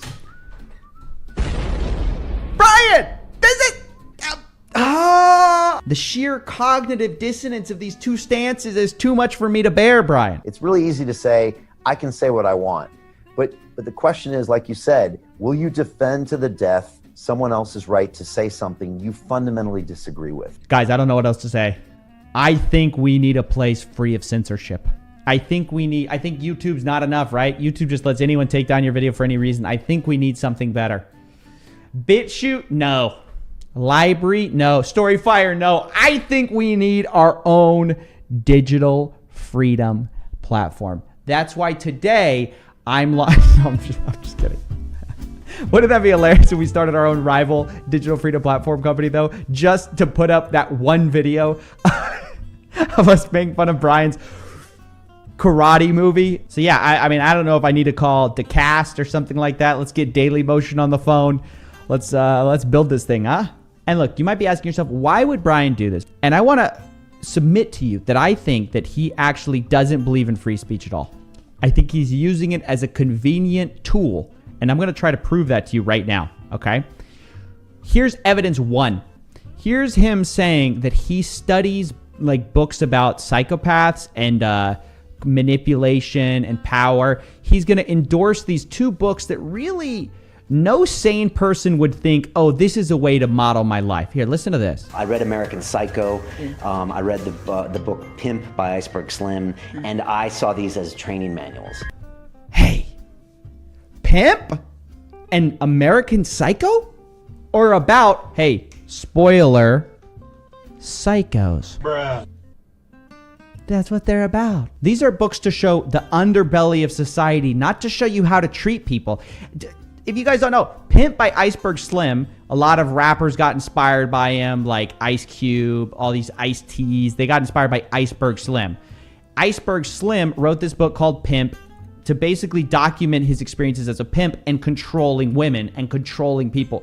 This is the book that Brian Rose says was his training manual. Meanwhile, Iceberg Slim, it's not like, he doesn't really glorify it. It's just like an honest account, but he doesn't really glorify it. He's like, look, I could have been a better person if I had a different upbringing. And meanwhile, Brian Rose is like, hey, great, some manual on how to control people with manipulation. So I wouldn't put it past Brian to weaponize something like free speech. You know, he's going to say that he's a big fan. He's not actually. He's actually a big fan as far as it can serve his devices. And when his devices are no longer served, like in the case of us showing a video about him, kind of mocking him, kind of teasing him a little bit, that all of a sudden he's going to get super upset about. And now freedom of speech no longer applies. No freedom of speech for me. I also want to show you guys this. Brian Rose has also been kind of getting rid of free speech on his own channel even. He's been deleting a bunch of content ever since he announced his mayoral run here. If you look at his social blade, you can see that he deleted a bunch of videos really recently, like all within October. Look at all those views he lost. So you might be asking yourself, what videos did he delete? And we don't have a perfect answer for that because YouTube doesn't have a great way to tell that. But we do have maybe something to look at, because when you delete a video that's part of a playlist, it doesn't actually, it still shows it as like unavailable. And you can get a good idea of what he deleted by what's no longer in video playlists. That's how this works. So I went looking through his playlist and I said, what is Brian Rose hiding? What's he been deleting lately? And what I found shocked me. Brian Rose has been deleting all the conservative podcasts that he had on his channel. This is Brian, I'll defend your death, your right to say it, whatever. Look at this. He deleted his Larry Elder podcast. Look, this video has been removed by the uploader. Oops. His Dan Crenshaw episode, his Dennis Prager episode, Candace Owens, but it's got a certain leaning to it, right? Because he's got other interviews that you might think of as maybe a little bit controversial that are still up as long as they have left-wing views. But if they're a right-winger, then all of a sudden he removes them. Dave Rubin's removed. Here we go, Dave Rubin. But basically he's cleaning house of all the controversial interviews. He's censoring himself and removing stuff off of his platform so people can't find it anymore, find out what he believes now that he's running for mayor. Look, even David Icke, Mr. David Icke, the guy who basically put Brian on the map, to be honest. Brian's career exploded when he got connected with David Icke. Where are all the videos with David Icke? There are 15 deleted videos with David Icke. And the one that is still up, what it's called is, I don't agree with everything you say, but I'll defend to the death your right to say it. Apparently, only until it's politically inconvenient for him, and then he'll delete your video with him. I will say he still has his videos up on the Digital Freedom platform. I will give you that. But I think there's some very strategic reasons he's removing them from YouTube. And I'm going to prove in a second that it's him removing them, not YouTube. I think he's doing it because he knows most people won't actually go through his platform. They're going to go through YouTube to find out what he thinks. And so he's curating this very palatable public image. He knows he's in the public eye now that he's trying to run for mayor. And so he's trying to clean house. He doesn't want to be seen associating with somebody like David Icke, because he knows he's going to be seen as a conspiracy theorist. He knows the optics of it. He might say that he's Mr. Free Speech. I'll let David Icke on my platform. But in reality, he's trying to distance himself. I don't know David Icke. David Icke who? That kind of stuff. Because when you look at these videos that he's deleted, right? You got to look at these videos that he's deleted. Look, you might be thinking to yourself, well, surely YouTube has deleted all of them, right? Well, no, because he's always crying censorship, right? And it's not true that YouTube's deleted all of them. Look, this is a private video, anything that says private, automatically you know that London Real proactively did that. Then secondly, you can tell even with deleted videos whether London Real deleted it or YouTube deleted it. For example, there's one video in this playlist that was actually deleted by YouTube. It's this one right here. It says this video has been removed for violating YouTube's community guidelines. But the rest of these deleted videos, they say this video has been removed by the uploader. Can you see that? This video has been removed by, here's another one. Here's another. This video has been removed by the uploader. Here's another one. Once again, removed. What does this all mean? London Real's cleaning house with all of his controversial episodes, you know? By the way, I don't care if you're conservative, Republican, Democrat, a liberal, however you identify. That's not the point of this channel. Not a political thing. It's a hypocrisy thing. You can't be Mr. Free Speech and then not actually support free speech on your channel. One thing I've understood about freedom of speech is it really means freedom of speech for things you don't want to hear out of other people's minds. Anyway, that's basically it. I just want to give a quick shout out, by the way, for the guy who designed this set that you're seeing right now, Jonathan Lampel on Twitter. You can go follow him, and that's basically it. Thanks for watching. And don't forget to smash like and subscribe. Thank you.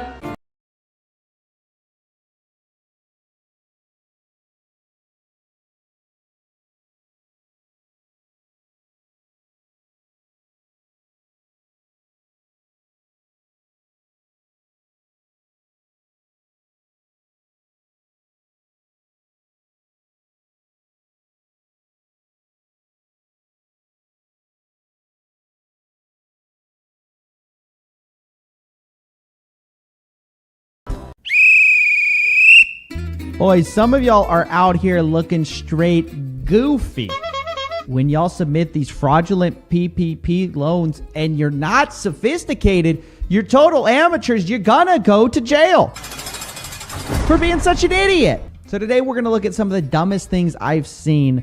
Welcome to the PPP Chronicles. Something like to lie about the size of the PPPs and they will be caught.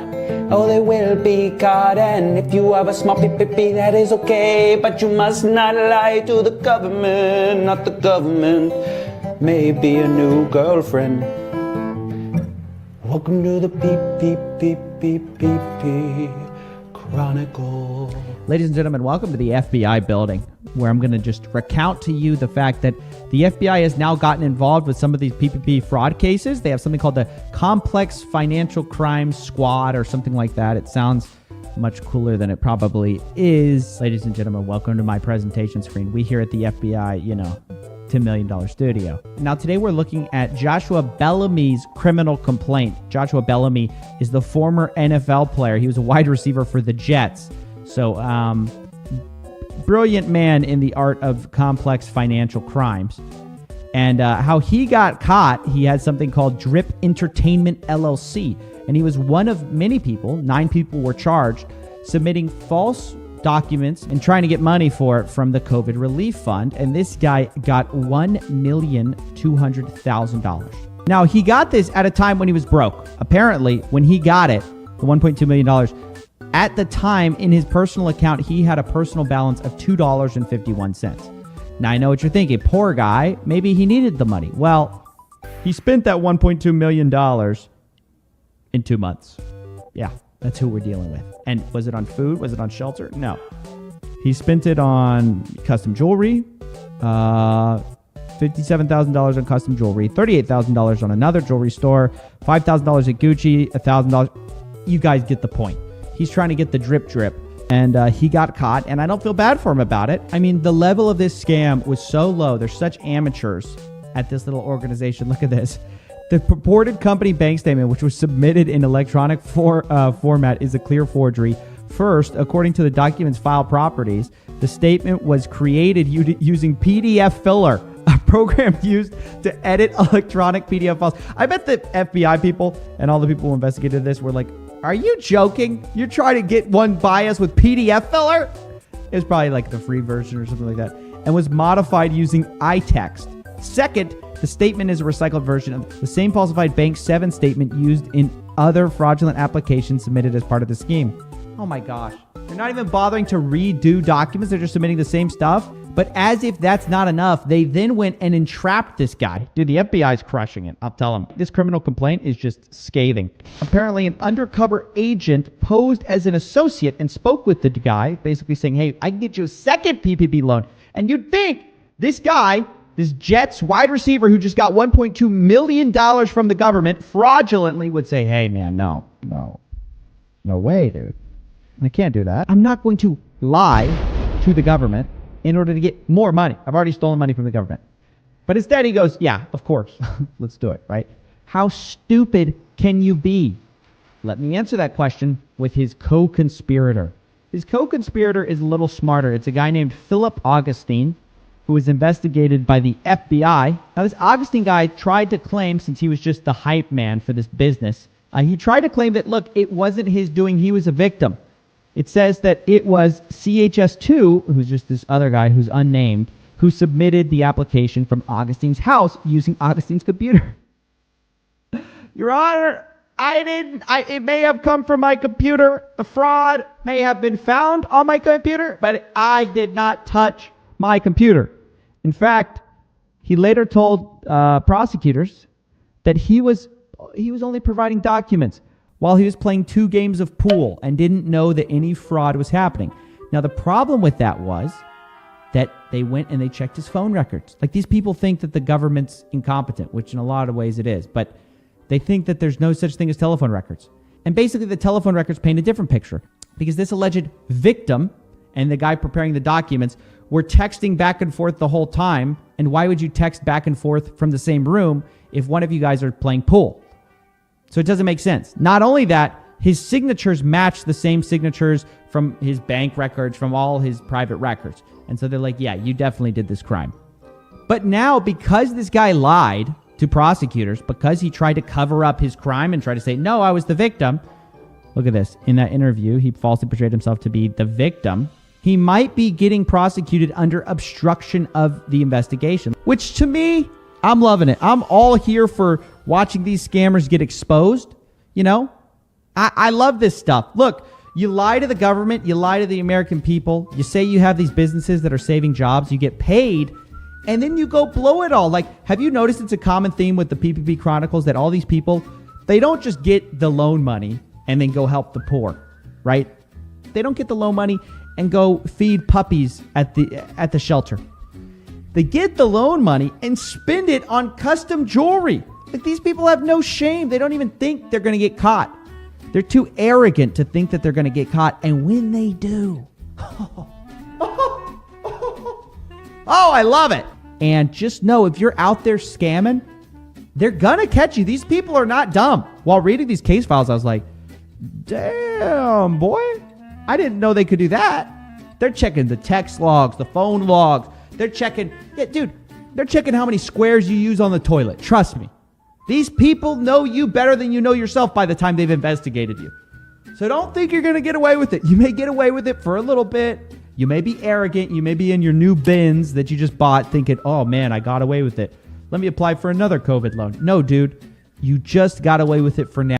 What's the one thing that's worse than Tai Lopez? Well, check the sidebar and you will find a gaggle of other influencers that are also willing to take your money with a lot of promises to make you rich and no real results. There's not much that competes with Tai Lopez's scamming people who are broke and are looking for a way to make money. But Mike Vestal takes it to another level.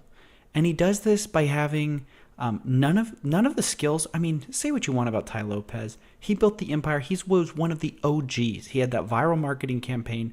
Mike Vestal is none of that. He's not an original. He's a copycat. If you go to his website, and I can't believe I'm about to take you there, MikeVestal.com. Oh, I need to push this over here. Mike Vestal. And you go, because he wrote a book. He's 20 years old, and he decided, what a great idea. Let me write a book on how to be successful. What's this? Health, wealth, love, and happiness. That sounds awful familiar. Health, wealth, happiness, love. Living the good life. That's another someone else's catchphrase. I wanted to find the good life. He basically took Tai Lopez's idea and said, I'm just going to copy everything this guy does and do it worse. The thing that I hate about these YouTubers the most, this new wave of influencers and people who are trying to be mentorship coaches, is you can't be a mentorship coach if you haven't been through anything and if you haven't built anything. This is like the problem with Tai Lopez in the first place, is nobody knows what he did before he was Tai Lopez the meme. But it's a bigger problem with these kids that couldn't have had businesses before they started what are essentially coaching businesses. So straight out the gate, they become coaches. It doesn't even make any sense. So look at the first part of this video, okay? So there comes a time in every entrepreneur's life where he is forced to evolve. And no, it's not just by buying a bunch of polos. So in today's video, we're going to talk about the 4 stages. Wait, 4 stages? The 4 stages? I can't even title his videos right. This guy has not evolved because he's not even really an entrepreneur. He just made up some coaching class and said he's going to scale you 6 to 7 figures. This guy hasn't even made 6 to 7 figures. Okay, let's see what this is all about. Mike Vestal, CEO and founder of 100K Tribe, where we help coaches coach. So what is he's a coach to be a coach to coaches? This is what doesn't make sense to me about this whole Tai Lopez thing, and all this little team that they have of a bunch of Tai Lopez's. Do these people compete with each other? I assume they do. They're all offering master classes. And what do you teach your students to do? This guy's a Tai Lopez student. I guess Tai Lopez taught him to make master classes to compete with Tai Lopez's master classes. And is Mike Vestal teaching people to create master classes too? I mean, all of these guys have these just paid programs. And by the way, it's not free. Where's the cost? Okay, here it is. Apparently he costs $497. He rents a mansion in Bali off Airbnb and posts it as his own. That's cool. Oh, and by the way, all these guys with all their master classes, they're all teaching drop shipping and affiliate marketing, which are the two biggest nonsense jobs there are. Oh, here it is, affiliate marketing. There's a reason that everybody always talks about them. The only way to actually make them work is to have a really lucky arbitrage you find, or to really have a ton of success. Like you're already successful and people know you for it and you have fame, and so you leverage that fame to affiliate market or whatever. And that's the whole thing. It's like, this is the reason that all these people are making coaching plans and all this stuff. If they tell you that they're making $1,000 a day or $2,000 a day, if that were true, they wouldn't be making these courses. I mean, okay, let's see the Freedom Fighter Squad. Let me guess, this guy has a course. Oh, look, massive giveaway. Oh, very cool. OD Productions. Who's this? Hey guys, oh, passive income. Enrollment for a limited time. All of them are limited time. They're using scarcity. But they all talk about launching you with affiliate marketing and this and that. And the question is if they're so good at creating affiliate marketing and making thousands of dollars a day, they would just do that. It's clear that all these people care about is money. They all stand next to, Lamborghinis. So if all they care about is money, why wouldn't they just make passive income all the time? But of course, they're not making all that money. They're trying to build these separate businesses. And the reason they're trying to do that is because that's where the real money is. The Grant Cardones of the world, the Tai Lopez's, they're not making their money from passive incomes or all the way. They're saying they're making money. They're making money from life coaching. And this is what sickens me about this new trend, is they're profiting off lies that they're making money. They're going to make money for you, but in all honesty, they're just selling you. I mean, they're selling a product. They're selling inspiration. They're not actually giving you knowledge, because if they had that knowledge, they would do it themselves. It's like I just love. Is it Graham Stephen? Hold on. They're all the same. Have you noticed that they're all the same? Maybe it's Ryan. Oh, here we go. Kevin David's life goal. Oh, there we go. There we go. Life goal. Kevin David's life goal: free 1 million people from the 9-to-5 grind. That's this guy's life goal is to help you. Do you believe that? This guy, all he wants to do is help you out. Oh, fire. I am ready. Oh, my favorite thing is all their intros all look the same. It's all like some electronic music over a supercut of, Lamborghinis, money, them talking, but they're not even looking at the camera, and, them in front of a crowd.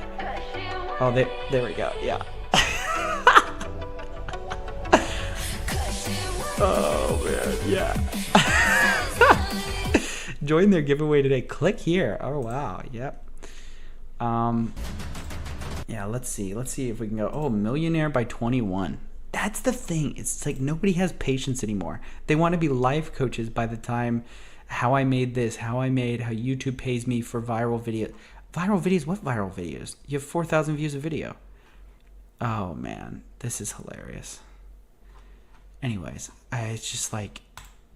So to answer my original question, the only thing that's worse than Tai Lopez is a bunch of copycat Tai Lopez's that don't even have his charisma, or I don't know if you'd call it charisma, but even his just ingenuity to start sort of what he was doing on the internet. I mean, he really pioneered that he pioneered the scam, and you got to respect him for it. But these people are just disgusting.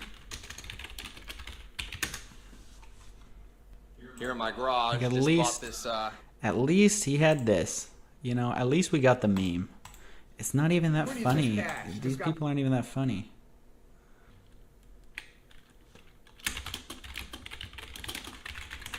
Oh, and don't get me started on people who are telling you how to grow a YouTube channel. That drives me crazy. Oh boy. Anyway, for another time. All you have to do is create the new Lazy Saturday theme song, guys. I bought a course and I got scared. This is my own journey. Ear to ear, baby. Excuse me, I'm just so nervous. Let me just say, the winner today. Ladies and gentlemen, boys and girls, welcome to an episode of Lazy Saturday. That's right. Hey, it's a Reddit day, guys. I'm doing something a little different, guys. To start out, if you want to join the experience, you can go to Coffeezilla_GG. Guys, we had a contest last week, and I have not checked any of the posts, okay? And remember, the highest upvoted song becomes our theme song. So we'll roll as the theme song at the end. I don't want to give it away. I don't want to give the winner away, but we'll listen to it all together. We'll be watching some memes. If you guys enjoy this, leave a comment below. It's the end of the week. Look, relax. We cover the scammers, but today is just a day. It's our day of, chilling. It's our day of rest here. Enjoy. Have a laugh. Get a beer or coffee, whatever you want. Wait, what is this? Coffeezilla, motivational song and performance. Just do it. What? And it's deep faked and everything.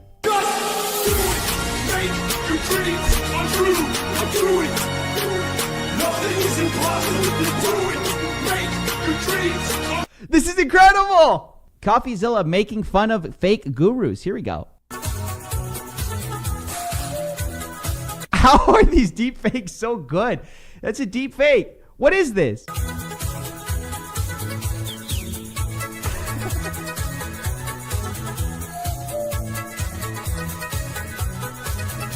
This is so creepy, dude. It's amazing though at the same time. Oh my gosh. I have to give this guy gold, obviously. Stop it. Coffeezilla. All right, we got this guy, amateur hour over here, right here. No way. Guys, I'm a real... I mean, I learned the death touch, guys. Don't mess with me. I'll death touch you. Next meme. The fake guru figuring out how to outcompete honest experts. Get rich. A few people show up. Quick. Everybody in the city. Yeah, sorry, that's how it works. I call this song Give Me Platinum. Oh yeah, I'm Coffeezilla. I'm a try hard at life and a guru killer. Oh, this is sick. Okay, hey, settle in. All right. I'm a daily uploader and have dank content. Why are you ignoring my argument? Oh, what's that? You call me fake news? Well, listen here, buddy. You're going on YouTube. My task is simple. It's super easy. I got $10 million studio and a Lamborghini. I'm gonna expose every guru in the nation. I don't like pop. We're on the rap station. Time to repent and admit your sins. I'm not falling for your scam or collecting any dividends. Yo, kids got flow. Okay, what do you guys think? Hey, dude, way to put out your best. I'm gonna say this right now. I don't think anyone's tried this hard. Good job. Let me say it's a lot better than if I would have rapped. A few times there, I will say, seem like you're trying to really fit in a word. But I'm going to go ahead and upvote that. I'm rooting for that song. That's a pretty good song. Next meme, guys. Here's old Bri sipping on wee-wee again. Thought I'd go for a chill, laid-back, subtle vibe. I hope you like it. Best community on earth. Well, thank you. Let's listen in. Excuse me, I'm just so nervous. I stand humbly before you to offer you a historical business opportunity. Here's the way it works. Here's me, and here's the five companies, one at a time, underneath, got it. And here's the 5 persuasive words that you can use to control them. Dude, you guys are so creative. It's insane. Got it. And here's the 5 coins to $5 million. So it's you. Yes. And here's the 5 companies, one at a time, underneath me. Got it. I have important information. It's not a product that I'm selling. Okay, go ahead. It's a straightforward business. How to discover your passion. It's not a product that I'm selling. How to get paid for it. It's a straightforward business. You want to make maximum wage. Are you ready to be famous? Literally be the most valuable thing you've ever been a part of your entire life. Or one of the least valuable things you've ever been a part of. The biggest waste of your time. The biggest waste of your time, dude. The one true thing they actually said. Hold on, can you finish that analogy for me so that it's you? Here's me. Yeah. And here comes the 5 dragons underneath me. Got it. Everybody that you bring in, they're gonna bring in. So somebody. I start here. Yes. And then I get bigger and bigger and bigger and bigger and bigger and bigger and bigger and bigger and bigger and bigger and bigger and bigger and bigger and bigger and bigger and bigger. What did I just make? It's not a pyramid, Lord. Dude, this is so high quality. I wasn't gonna watch the whole thing, but literally it's so good. Dream came across a book. He read that book. He was so inspired by the author of that book. We have developed a very special relationship, and he took me on as a mentee. I was broken. I didn't have a college degree. I had no opportunity. But you know what? Something happened that changed my life. I bumped into a mentor. And another mentor, and a few more mentors. I found five mentors. Never underestimate the power of having a mentor that impacts billions. 5 mentors. And he took me on as a mentee. My mentor! Hold on, can you... Okay, dude, I'm sorry, because I feel like my reaction probably seems so, like, over... Dude, I am blown away right now. I don't know how to tell you guys that. Let's, I'm going to shout out his channel, dude. This is incredible. Oh, it's called Memezilla with 1 subscriber. I'll subscribe, and I'll put the bell on, dude. Let me say this, guys. Y'all are so talented. My community is one of the most talented communities. Y'all are insane. Okay, here we go. Here's another song, finally. I made music just like you asked. 48 upvotes. I think that's the highest so far. In my garage, Lamborghini here, Lamborghini here. But you know what I like more? College, money, scam, college, money, scam, college, money. The Hobbit.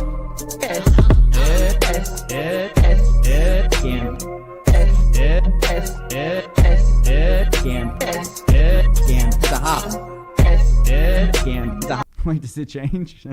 Is that the whole song? Hobbit. The Hobbit. Smash like, subscribe.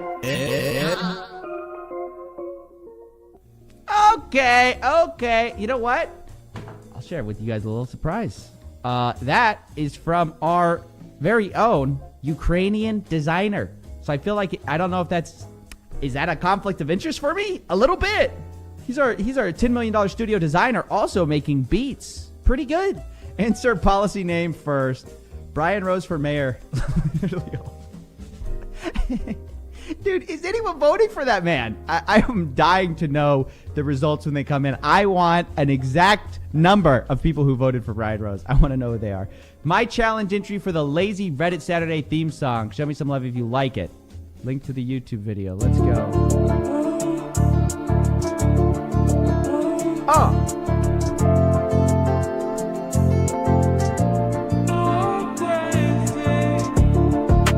Nothing else to do today. Coffeezilla all the way. It's Lazy Reddit Saturday. Seafood, won't you come and play? Show your flock the only way. Whoa. Dude, what are you talking about, flock? Stop. This is what I want to constantly avoid, okay? Yes, I have a subreddit, okay? Does that make me an inspirational speaker? No. I keep telling you guys, you don't need a guru. Go read a book or something. Saturday.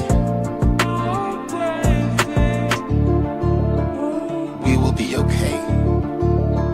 Seafood's here to stay. It's Lazy Reddit Saturday.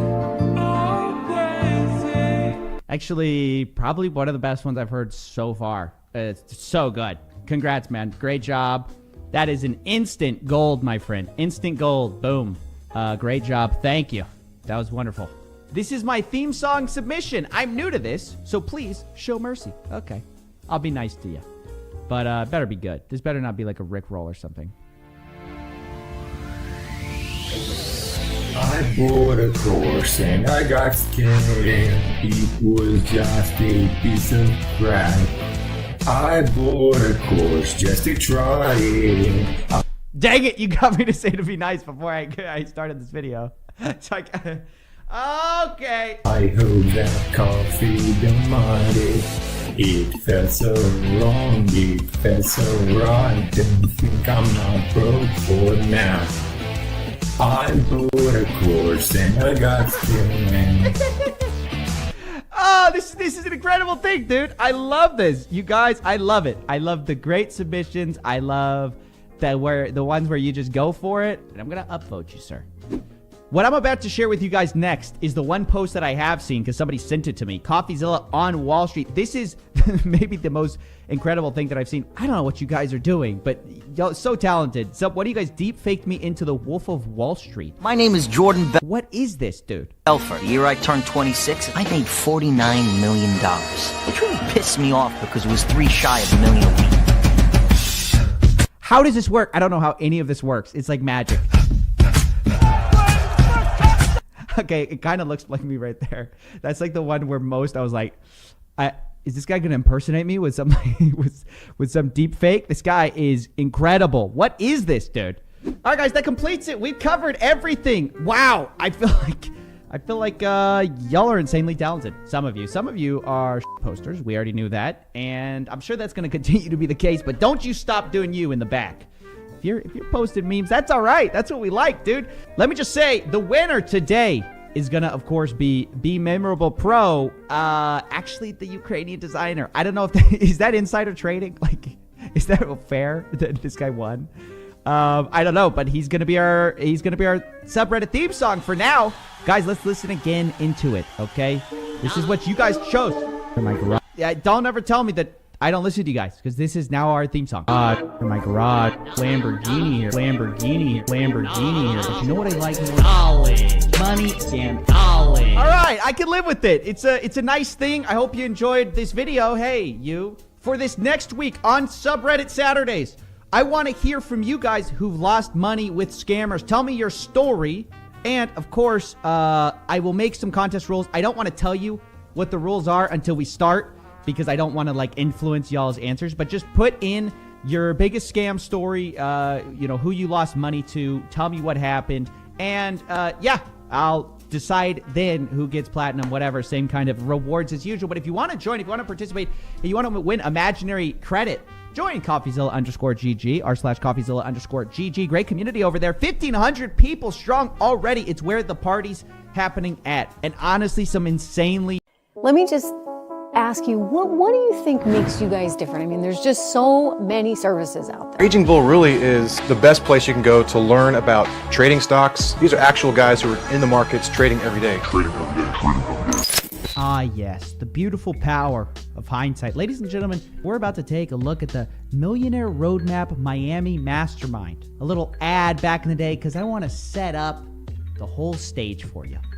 Because we're going to get into the gigantic lawsuit that just came crashing down on Raging Bull. But before that, let's see what they were advertising, ladies and gentlemen. Let's see what they were talking about, what all the buzz was about.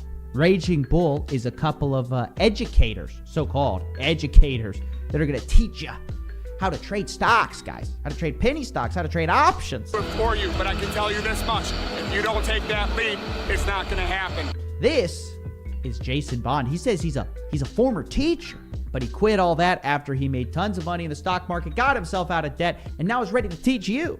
We're here to support you, just my mentor. Jeff is the big jefe. He owns most of Raging Bull, and he claims, oh my gosh, he's a genius. Guys, this man has a very high IQ. He's in Mensa, if you don't know what that is. It's a whole club for people who are obsessed with their IQ test scores.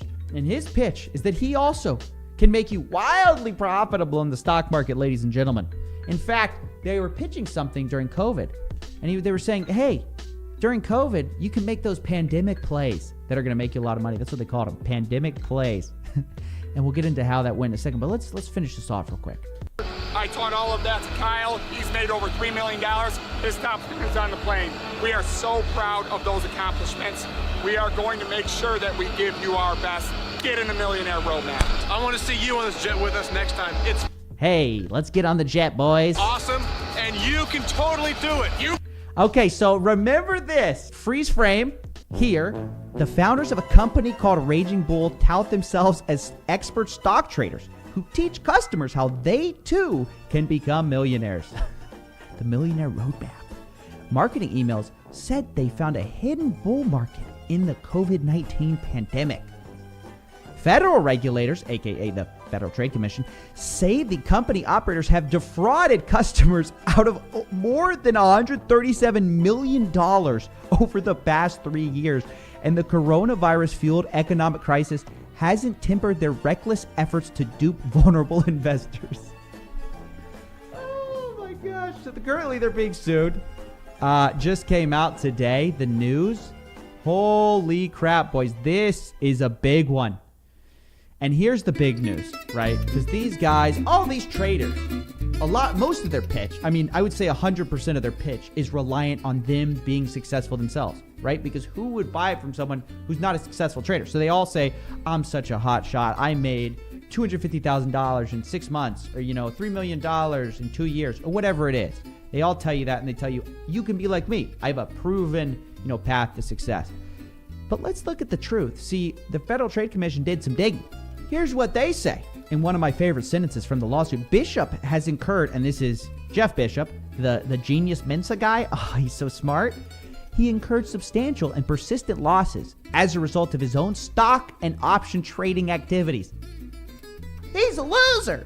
Dude, Bishop's income is primarily derived from subscription fees consumers pay to Raging Bull. I mean, we know this, but to hear the popo say it, oh, it's so gratifying. I just love hearing the Federal Trade Commission hammering it home. Because if I say it, guys, then They are going to call me libelous. They're going to try to go after me, but you can't get mad at me. I'm just reading off a lawsuit here. Don't get mad at me. Jason Bond, same thing. Incurred substantial and persistent losses. Guys, you're paying losers to teach you how to trade stocks. You're paying people who, quote, incurred substantial and persistent losses as a result of his own stock and options trading activities, end quote. This whole idea of join us on the jet. You guys can join me on the jet. Yeah, if you open your own ragingbull.com and sell subscriptions. That's where the real money is in stock trading. It's in selling how to trade stocks. Sorry, it's the truth. And you're going to learn it if you have to go through a course and learn it. Or you can learn it the easy way and just, hear what I'm saying. Look at the pattern of behavior. Look at history. This is where most of these guys who are not on Wall Street, who are unregistered, who are trying to sell you financial advice, this is where they're making their money. With the jet ads, with the hyper polished, oh, I want to make you money. I want to see you on this jet with us next time.